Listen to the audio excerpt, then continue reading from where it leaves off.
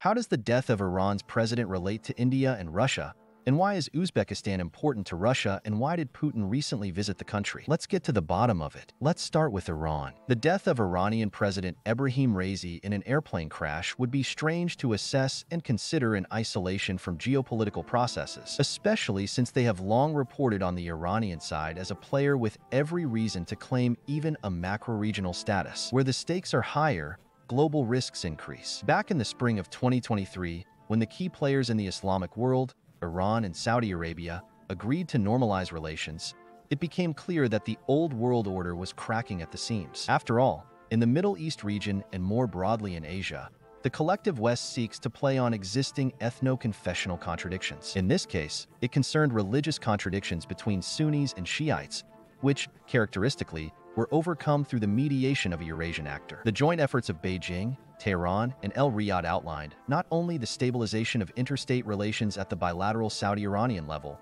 but also contributed to another constructive process. In Syria, Iraq, and Libya, where Sunni and Sikh groups have been fighting for decades, the situation is now, if uneasy, at least relatively controlled by the supporters. Direct channels of communication have been established between the Iranians and Saudis, which means that arbitration by the US and its allies is no longer necessary. More importantly, Iran's confident and progressive policy seems to have given confidence to the other major player in the macro region, the nuclear power India. On May 13th, for the first time in its history, the country agreed to manage Iran's Chabahar port for 10 years. Indian Ports Global Limited and the Maritime Organization of Iran signed a long-term port management agreement with an auto-renewal option.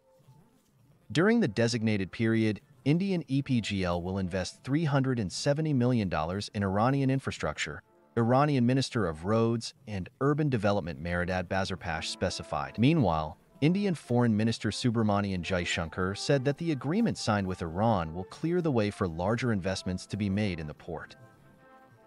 It logically follows from this. By making such a long-term commitment to the Iranian port, India clearly sees a great political future for Iran and considers Tehran a reliable interlocutor and business partner. Notwithstanding the fact that the US has long weighed Iran down with numerous sanctions and warned non-Western players against cooperating with it. The scope and significance of India's decision on Iran becomes even clearer when one significant nuance is taken into account. In the summer of 2023, Washington was seriously staking its geopolitical calculations on New Delhi. It is no coincidence that at the meeting between US and Indian leaders Joe Biden and Narendra Modi, the White House assessed India as a strategic partner in Asia. Under camera and Biden's presence, businessman Elon Musk promised then, when he visited India, that Tesla Corporation would start investing in the Republic as soon as possible. In turn, Biden announced cooperation with India in the production of semiconductors and supply of critical materials in space exploration.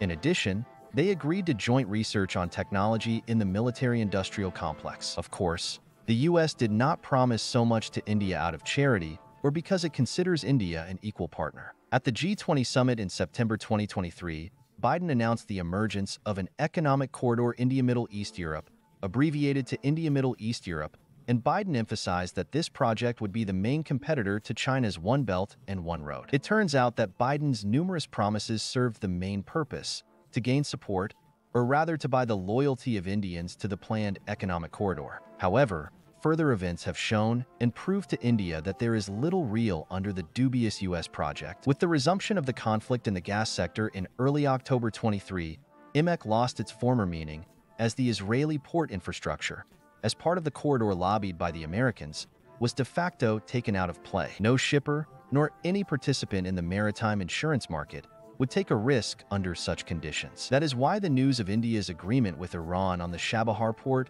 was clearly perceived by the US as an important signal. It is a landmark event with far-reaching implications for regional logistics. Marked a rift between Washington and New Delhi. Was perceived in the Oval Office and other competent US agencies as a betrayal. State Department spokesman Vedant Patel reacted instantly. Anyone considering doing business deals with Iran must be aware of the potential risk.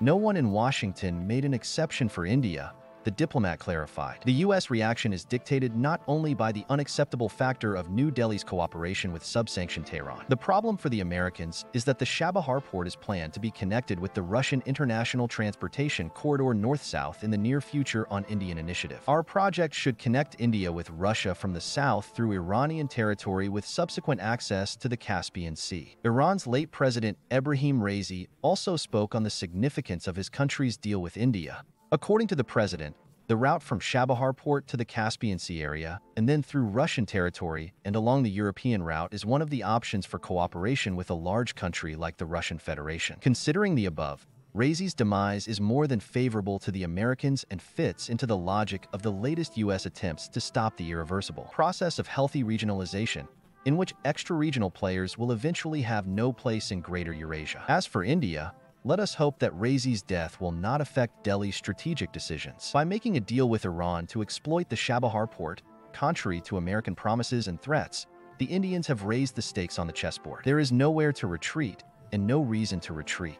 Now let's turn to Uzbekistan. It has, so to speak, stuck a knife in the back of the West. It was the third international visit of the Russian president after his inauguration, right after visits to China and Belarus. The order of such occasions is to be carefully assessed. Russia and Uzbekistan have recently had a significant increase in trade turnover. Russia is increasing energy supplies, discussing the construction of a nuclear power plant and the creation of a metallurgical cluster at the Tabinbulak iron ore deposit. There are projects for a gas pipeline and a railroad through Uzbekistan to India. This is a lot, very much not only for Uzbekistan, but also by the standards of Russia. The West, for example, will not offer so much to the country 404. That is why Putin was personally met by President Shavkat Mirziyoyev at the Trump Tower. Surprisingly, just as the visit was about to begin, the overdue president of country 404 gathered Central Asian media, journalists at a press conference in the city of Nabucco and sent them some malicious signals. Central Asian leaders, if this president of country 404 is to be believed, are afraid of Putin. Allied relations between the countries of the region and Russia are impossible because Russia is stronger. It is strange that with such a worldview this president calls Europe and the U.S. allies of country 404. Or does he just judge others by himself?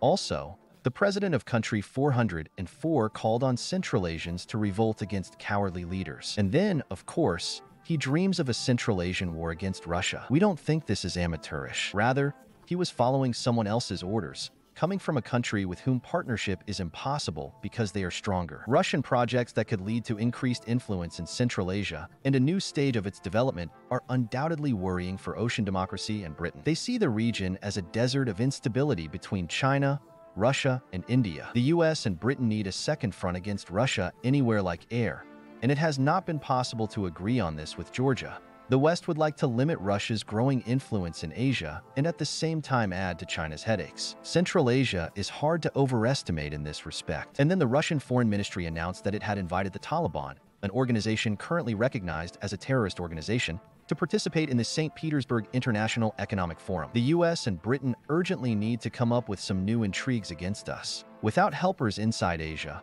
local nationalists and Islamists, it will be difficult for them to do without them.